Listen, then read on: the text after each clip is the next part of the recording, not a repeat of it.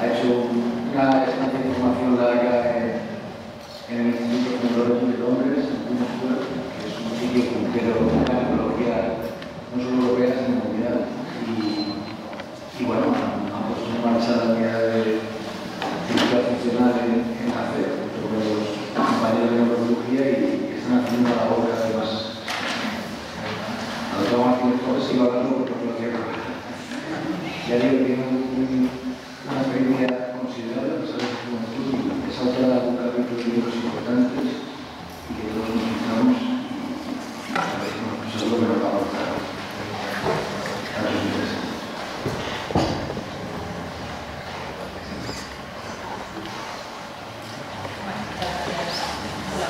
Y gracias a la Asociación de Parkinson por la invitación.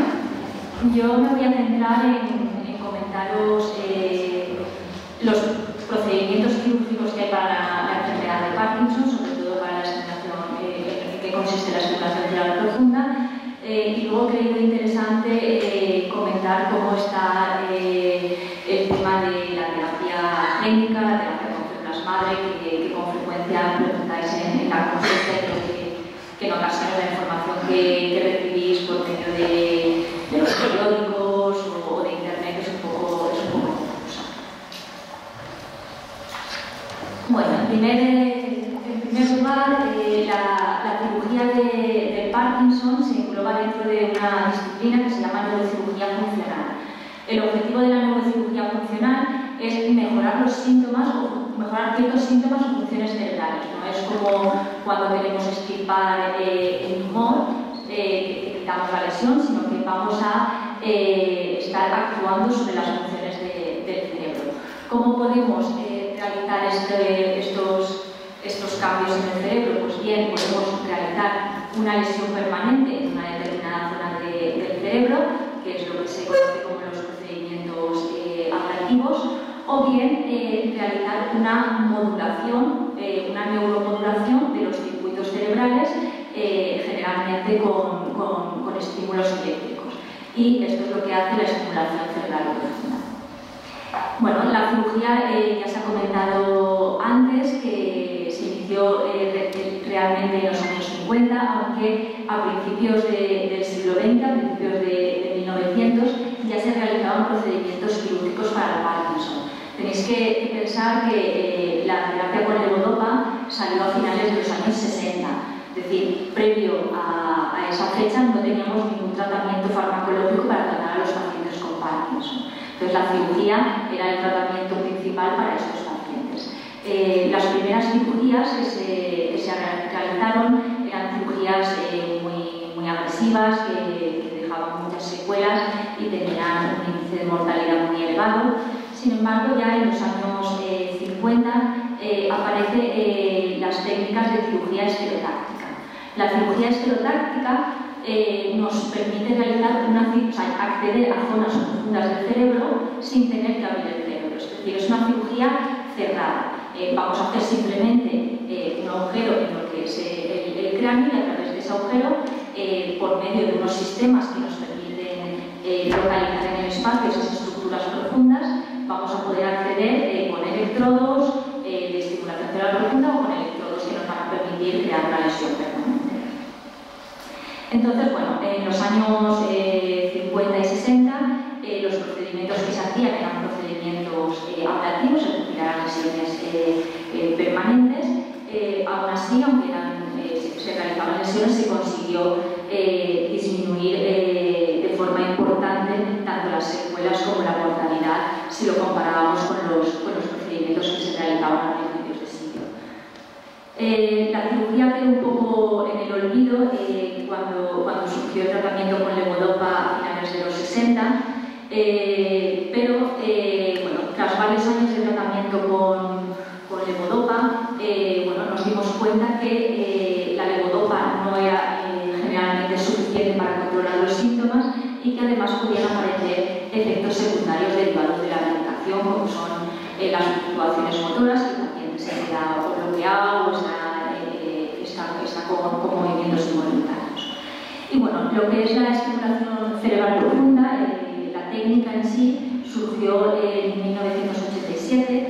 Este es el neurocirujano que la impulsó, el profesor Benavir, surgió en Grenoble, en Francia.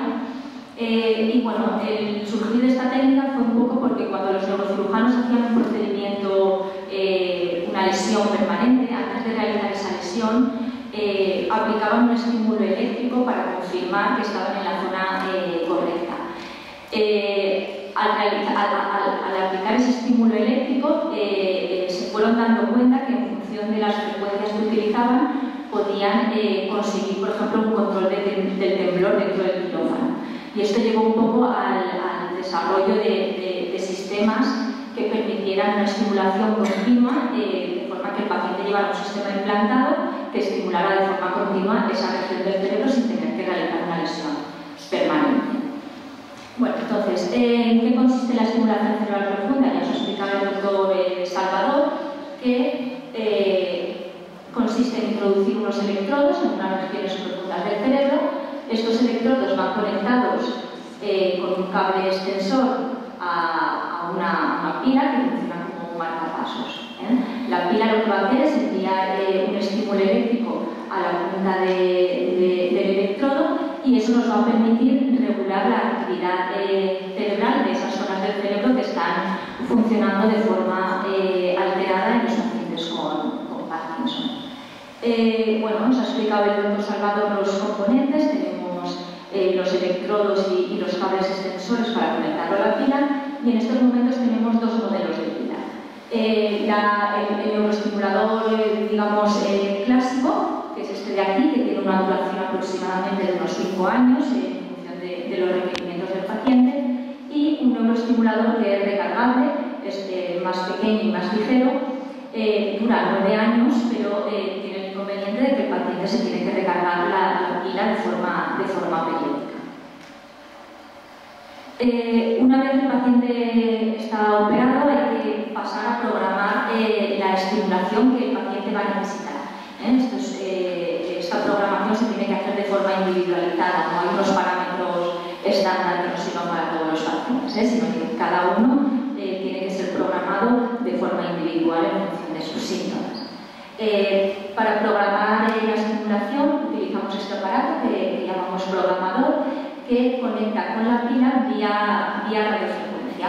Esto es un poco la pantalla que nosotros vemos en el programador, y los parámetros que vamos a poder programar vamos a poder seleccionar qué contacto, qué vuelo del electrodo es el más adecuado para el paciente, mejora más los síntomas, introduce efectos secundarios, y luego iremos programando fundamentalmente lo que es el voltaje, la intensidad de la corriente. Mientras que otros parámetros, como la duración del pulso o la frecuencia, suelen permanecer relativamente estables en la mayoría de los pacientes. En estos momentos, para la enfermedad de Parkinson, hay 3 zonas del cerebro donde podemos actuar para mejorar los síntomas. Esto de aquí representa un corte del cerebro, como si hubiéramos cortado lo que nosotros llamamos un corte coronal, como si lo estuviéramos viendo de frente, ¿de acuerdo? Entonces, las estructuras donde podemos colocar el electrodo son el núcleo subtalámico, el globo pálido o el tálamo. La que se utiliza con mayor frecuencia es el núcleo subtalámico porque mejora un mayor número de síntomas. Generalmente, como ya os explica el doctor Salvador, los síntomas que mejoran son los síntomas OFF, es decir, todos aquellos síntomas que vosotros notáis que mejoran con la medicación del Parkinson son los que potencialmente van a poder mejorar con la cirugía del subtalamo. El temblor, que en ocasiones es muy resistente a la medicación, es uno de los síntomas que responde con porcentajes muy altos en los pacientes implantados en subtalamo. En los pacientes de subtalamo, como mejoramos los síntomas OFF, vamos a poder realizar una reducción de la medicación dopaminérgica. El objetivo de la cirugía no es quitar la medicación ni reducirla, el objetivo es que el paciente esté bien. Pero gracias al efecto de la estimulación del subtálamo podemos reducir generalmente en un 50, un 70% las dosis de medicación. Esto va a hacer que con el tiempo el paciente cada vez tenga menos movimientos involuntarios, menos discinesias. En el caso de la cirugía del globo pálido interno, la estimulación del pálido tiene un efecto fundamentalmente antidiscinético, es decir, lo que controla es fundamentalmente los movimientos involuntarios y tiene un efecto menos marcado sobre los síntomas voz. La cirugía del pálido en principio no nos va a permitir realizar reducciones importantes en la medicación dopaminérgica. La cirugía del tálamo en estos momentos se reserva únicamente a pacientes muy mayores que pueden tener un riesgo elevado para cirugía de subtálamo o de pálido, con predominio fundamentalmente del temblor. No tiene impacto sobre los otros síntomas. Entonces, ¿en qué consiste el procedimiento quirúrgico? Hay dos fases establecidas, una es la implantación de los electrodos y otra es la implantación del neuroestimulador y del cable externo. Para la implantación de los electrodos tenemos que seguir distintos pasos. El primer paso es realizar una localización de dónde queremos poner el electrodo, de la diana quirúrgica. Estamos hablando de estructuras cerebrales muy pequeñas, por ejemplo, el núcleo subtalámico tiene aproximadamente unos 7 milímetros de longitud y unos 3 milímetros al máximo de anchura, con lo cual pequeñas desviaciones de la zona donde queremos implantarlo van a llevar a que el efecto de la estimulación sea subóptimo y a que puedan aparecer efectos secundarios. Por lo cual estos pasos son muy importantes para asegurar que el electrodo se coloca en su sitio. Bueno, entonces vamos a tomar muchas medidas para verificar que el electrodo está en la localización correcta. La primera estrategia para localizar la diana quirúrgica es realizar una resonancia magnética sobre la que veremos esas estructuras donde queremos poner el electrodo. Posteriormente haremos un registro de la actividad neuronal para confirmar que esa actividad neuronal que estamos viendo es la propia del núcleo subtalámico o del globo pálido. En quirófano haremos una estimulación para confirmar que los síntomas mejoran y que no se producen efectos secundarios y posteriormente, cuando el electrodo ya esté implantado, realizaremos un TAC de control para confirmar que realmente está en el sitio donde queríamos que esté. Entonces, bueno, el primer paso, por tanto, es realizar una resonancia para poder ver esas estructuras. Esta bueno, es la secuencia que solemos utilizar para visualizar el subtálamo. Lo tenemos aquí. Entonces, con un programa especial, somos capaces de trazar una trayectoria que llegue hasta ese subtálamo desde el exterior hasta ese subtálamo. Es muy importante localizar bien la diana quirúrgica, pero además fijarnos en todo el recorrido que va a llevar el electrodo, porque es muy importante evitar que el electrodo atraviese ningún vaso sanguíneo, porque eso nos podría dar lugar a una hemorragia cerebral. También es importante que el electrodo no pase por estas estructuras blanquitas que veis aquí, que son los ventrículos, porque si atravesara los ventrículos se nos desviaría luego la trayectoria. Bueno, entonces, ¿cómo empezamos la cirugía? El primer paso es colocar el marco de esterotaxia. El marco de esterotaxia es esto que veis aquí, esta especie de corona metálica que va calibrada. Entonces, una vez el paciente tiene el marco puesto, se le realiza un TAC con el marco puesto. Y ese TAC es fusionado con las imágenes previas que teníamos de resonancia, de forma que podemos trasladar las coordenadas que habíamos calculado sobre la resonancia al TAC y del TAC al marco de esterotaxia. ¿Vale? Y eso es lo que nos va a permitir en quirófano saber cómo tenemos que colocar, en qué orientación tenemos que colocar el electrodo. El procedimiento quirúrgico, como os ha comentado el doctor Salvador, se suele realizar con anestesia local. El cerebro no duele, ahora la piel sí. Entonces, para la piel hay que utilizar anestesia local. Durante la cirugía, para facilitar la comodidad del paciente, se realiza una sedación suave en los momentos en los que no necesitamos que el paciente colabore con nosotros. Sin embargo, en pacientes que veamos que no van a tolerar una anestesia, la cirugía bajo anestesia local, se puede plantear la cirugía con anestesia general. Se inicia la cirugía realizando una incisión en el cuero cabelludo y posteriormente se realiza una perforación en el cráneo, uno en cada lado. Es un agujero chiquitín que es por donde vamos a introducir los electrodos. Bueno, una vez que tenemos ese agujerito hecho, vamos a introducir inicialmente unos electrodos que llamamos electrodos de registro, de microregistro. Son unos electrodos muy finos que van a ir registrando la actividad de las neuronas, cómo descargan esas neuronas. ¿Por qué hacemos esto? Pues porque las estructuras cerebrales, cada una tiene una identidad propia en cómo sus neuronas disparan. Entonces, vamos a poder delimitar con mayor precisión toda la zona del núcleo subtalámico. Bueno, los que ya estáis operados sabéis que cuando estamos en esta fase, en ocasiones pues movemos el brazo, la muñeca, el hombro, incluso a veces la pierna. Y el porqué es porque las neuronas del subtálamo vemos que tienen una respuesta a esos movimientos pasivos. Es decir, cuando movemos al paciente y estamos en la zona que tenemos del subtálamo, vemos que aumenta la frecuencia de descarga de esas neuronas. Bueno, esto sería el sistema. Esto es el motor que utilizamos para descender los electrodos. Y esto es el ordenador que tenemos para realizar el registro. Y esto sería la actividad de las neuronas propia del núcleo subtalámico.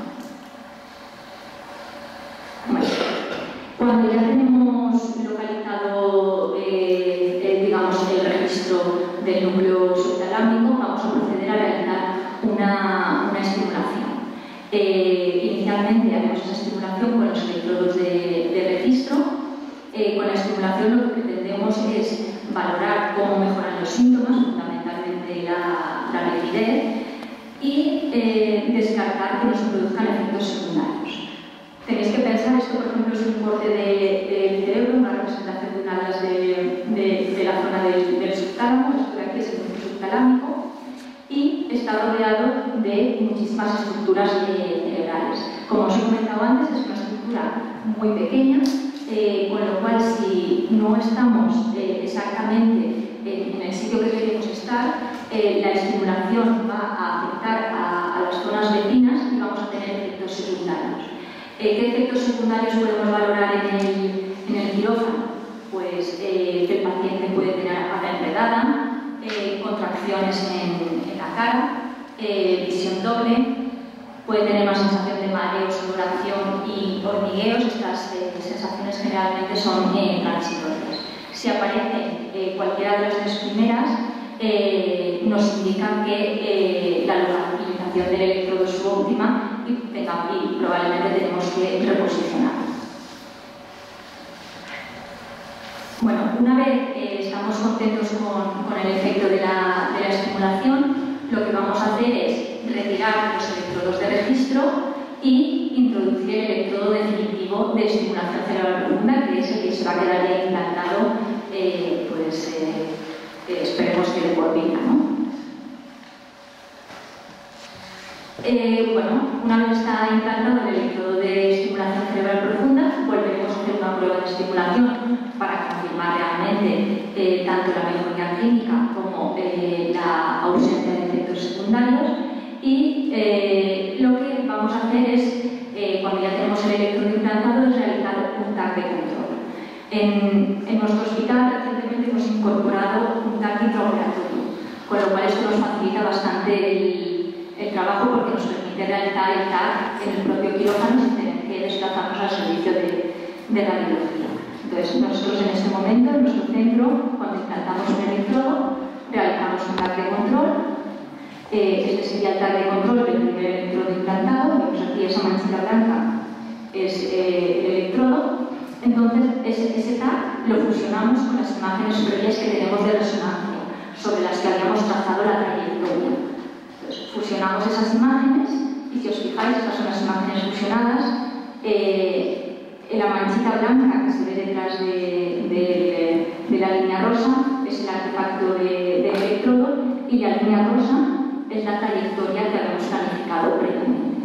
Con lo cual podemos, con bastante seguridad, confirmar que el electrodo está en su sitio y si no estuviera en su sitio, en el mismo acto quirúrgico, recolocar. Una vez hemos acabado con la implantación del electrodo de un lado, hacemos exactamente el mismo proceso en el otro lado.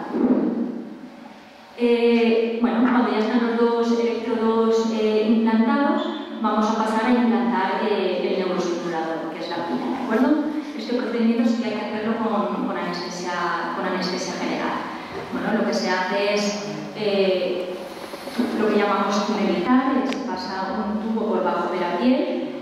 No se tiene que hacer una incisión a lo largo de toda la piel, sino que se hacen 2 o 3 cortes y se va pasando un tubo por el que luego se pasará el electrodo. Y bueno, luego se coloca la pila, generalmente se coloca en la zona del pecho, para lo que se hace una incisión y se le hace el espacio que requiera la pila y se introduce. El postoperatorio varía mucho de unos centros a otros. El doctor Salvador ya os ha comentado que ellos generalmente en aproximadamente 3 días tienen al paciente dado de alta y luego posteriormente por consultas externas empiezan los ajustes de la estimulación. Nosotros en nuestro centro lo hacemos de otra forma, pero vamos, cualquier metodología es válida. En nuestro hospital el paciente cuando sale del quirófano pasa a reanimación y se queda esa noche en reanimación y a la mañana siguiente vuelve a la sala de neurocirugía. Generalmente está ingresado unos 7 días y esto nos va a permitir realizar los primeros ajustes de la estimulación con el paciente hospitalizado.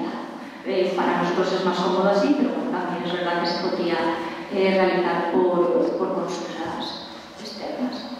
El postoperatorio a medio o largo plazo requiere un ajuste progresivo de la cantidad de estimulación que el paciente necesita. No se puede, en el caso del núcleo subtalámico, no podemos programar la estimulación de golpe. Hay que ir con pasitos muy pequeños a la vez que vamos reduciendo la medicación dopaminérgica. En el caso de la cirugía del pánico del tálamo, sí que los ajustes de la estimulación son mucho más rápidos y generalmente no se requieren ajustes de la medicación. Bueno, hay otros procedimientos quirúrgicos, como hemos comentado, que son los procedimientos ablativos, que consisten en realizar una lesión permanente. En estos momentos suelen utilizarse cuando la tecnología, en los países donde la tecnología de estimulación cerebral profunda no está disponible, o cuando existen contraindicaciones para la misma. Por ejemplo, pacientes que no puedan recibir una anestesia general, que es indispensable para la implantación de la pila, pues podrían ser subsidiarios de realizar una lesión permanente. Sin embargo, los procedimientos ablativos suelen limitarse a procedimientos de un solo lado, es decir, controlaríamos los síntomas de solo una parte del cuerpo. Y obviamente si ocurre un efecto secundario, este efecto secundario es permanente, no hay marcha atrás. La radiocirugía es una técnica neuroquirúrgica no invasiva que consiste en aplicar una radiación. La técnica es también con una técnica de esterotaxia, con el marco de esterotaxia, dirigimos un rayo, una radiación a una zona concreta del cerebro y esa radiación va a producir una lesión en esa zona. El problema de esta técnica es que durante el procedimiento no podemos controlar ni el beneficio clínico ni los efectos adversos. ¿Cuáles son las perspectivas futuras de la estimulación cerebral profunda? Pues bueno, se están investigando nuevas zonas del cerebro para poder ver si podemos actuar sobre aquellos síntomas sobre los que en estos momentos no tenemos tratamiento. Uno de estos síntomas es la inestabilidad postural que tienen algunos pacientes, incluso cuando están en su mejor momento de medicación. Entonces, estos pacientes que no serían candidatos a sería a la terapia de estimulación cerebral profunda que os he comentado, podrían a lo mejor beneficiarse de la estimulación cerebral profunda de otras zonas del cerebro, como es el caso del núcleo sanguíneo. Aunque todavía son pocos pacientes los que se han operado en este núcleo y los resultados es difícil extraer conclusiones. Hay avances en las técnicas de neuroimagen, con técnicas de resonancia de mucha mayor calidad que nos permitan definir y localizar con mayor precisión los núcleos. Y luego se trabaja también en la creación de nuevos dispositivos. Por ejemplo, la pila recargable, que ya ha sido un avance importante, lleva funcionando unos 3 o 4 años aproximadamente. Luego se trabaja sobre nuevos dispositivos que sean capaces de registrar la actividad cerebral y aplicar la estimulación cuando el cerebro lo necesite.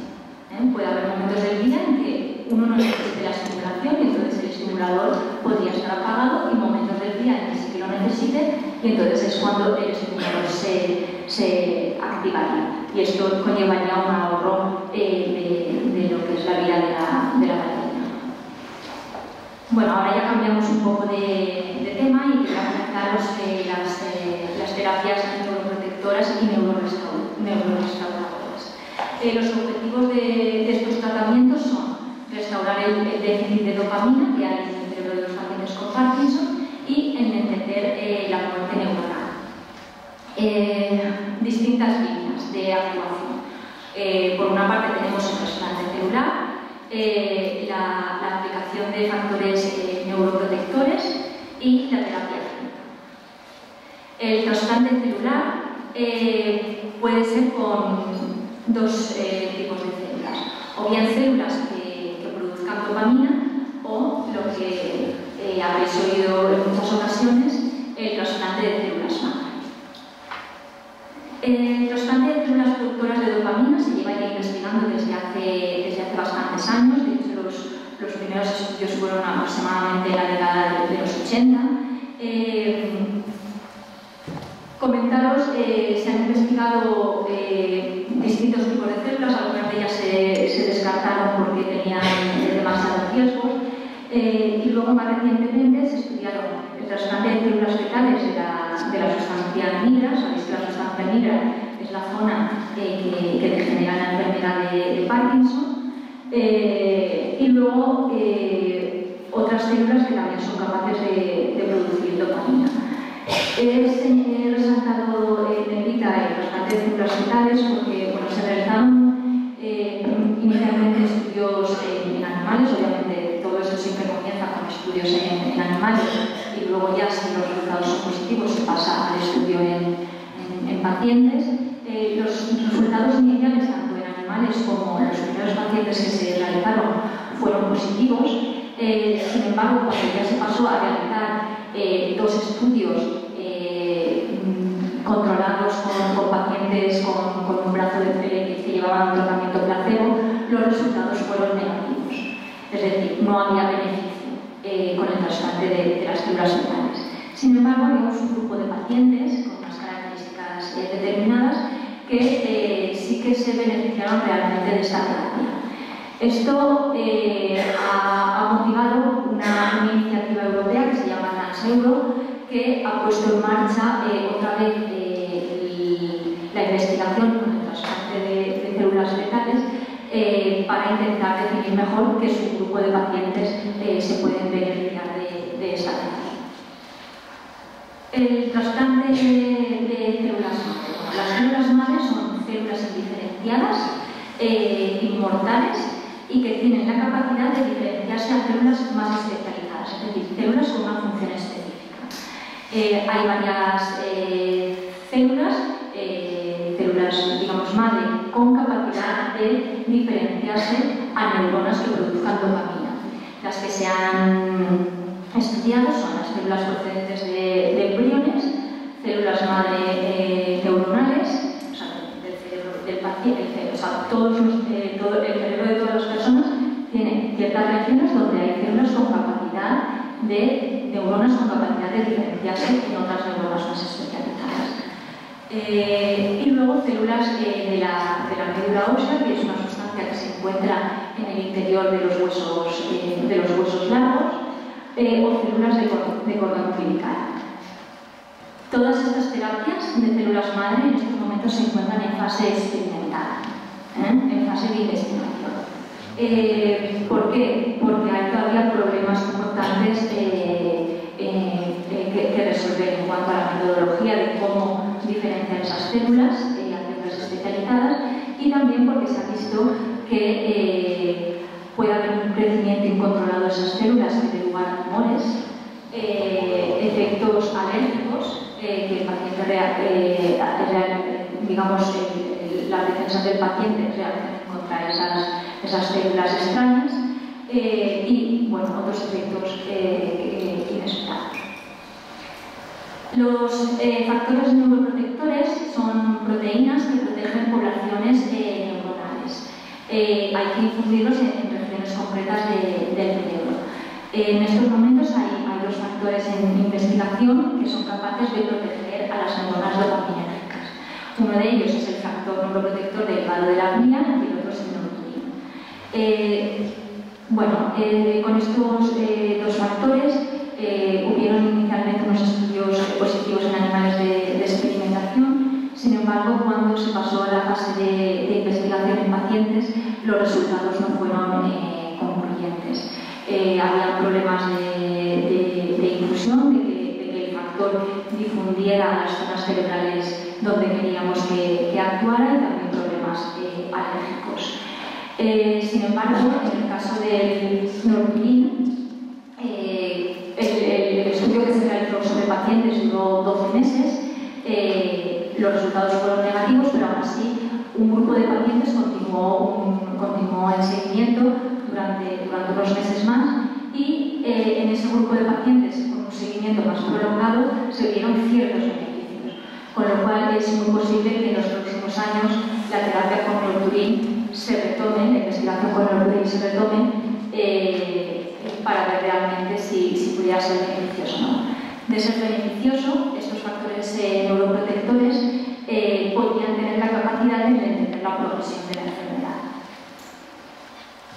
La terapia génica consiste en introducir un gen. Los genes son trozos de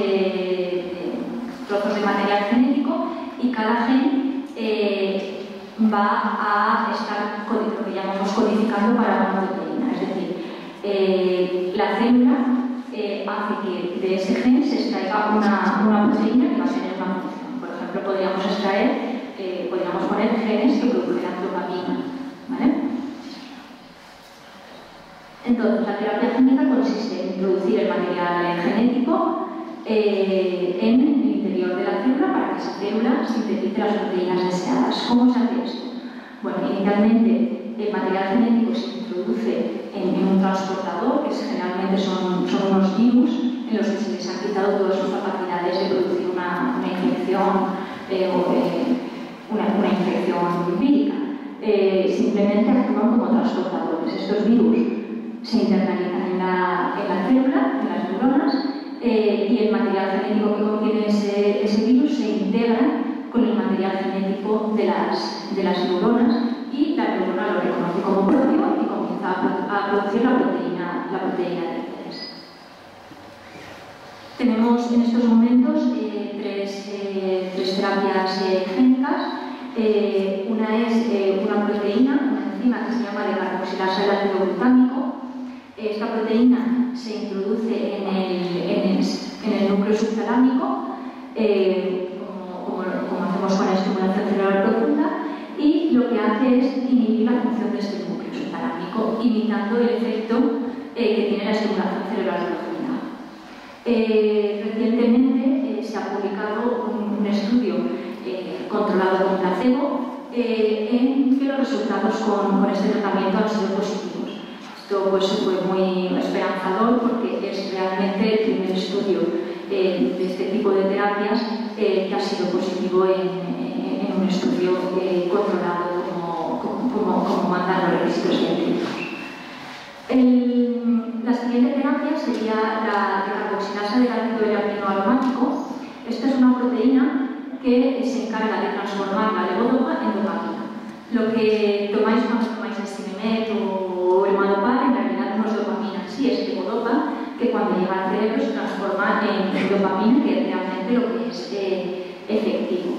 Sin embargo, conforme avanza el proceso neurodegenerativo, cada vez quedan menos células que pueden transformar la levodopa en dopamina. Entonces, esta terapia consiste en introducir esta proteína para favorecer esta transformación de la levodopa a dopamina, con lo cual el tratamiento farmacológico sería más efectivo.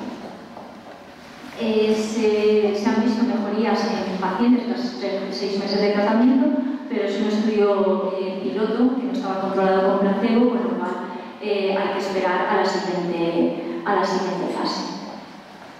Y bueno, la tercera terapia génica que os pongo aquí es una terapia que se llama Prosavin, que es un virus, o sea, que lleva 3 tipos de genes distintos.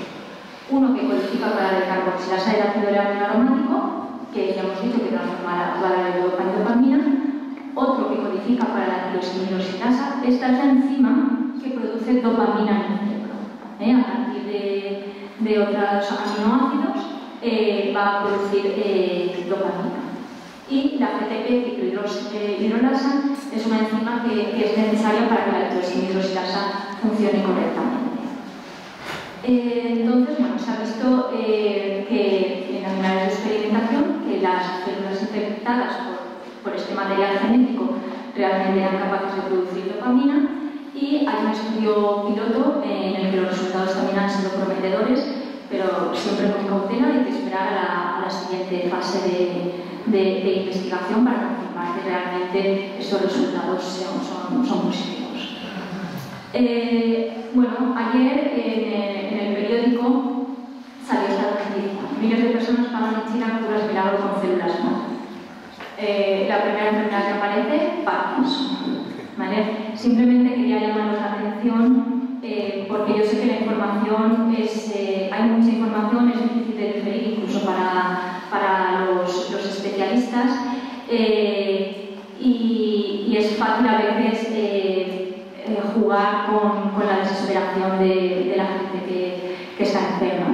Entonces, que sepáis que en estos momentos no hay terapias con células madre disponibles, que las terapias génicas quizás sean una opción en el futuro, pero que en estos momentos todo esto permanece en fase de investigación. Y bueno, ya para concluir, la cirugía de la enfermedad de Parkinson en estos momentos está dominada por la estimulación cerebral profunda. Los procedimientos ablativos o la radiocirugía que producen lesiones permanentes se utilizan en casos muy complejos, y generalmente cuando la tecnología de estimulación cerebral profunda no está disponible o está contraindicada. Y bueno, se están realizando avances importantes en el campo de todas estas terapias neuroprotectoras, terapias génicas y trasplante de células. Sin embargo, hoy en día se encuentran en fase de investigación y no son una alternativa a los tratamientos convencionales.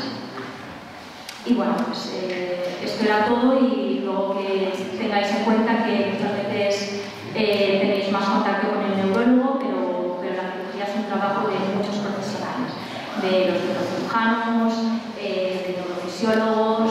En nuestro hospital también tenemos integrados a los psiquiatras, al doctor Rivas, que ahora os hablará, a rehabilitadores,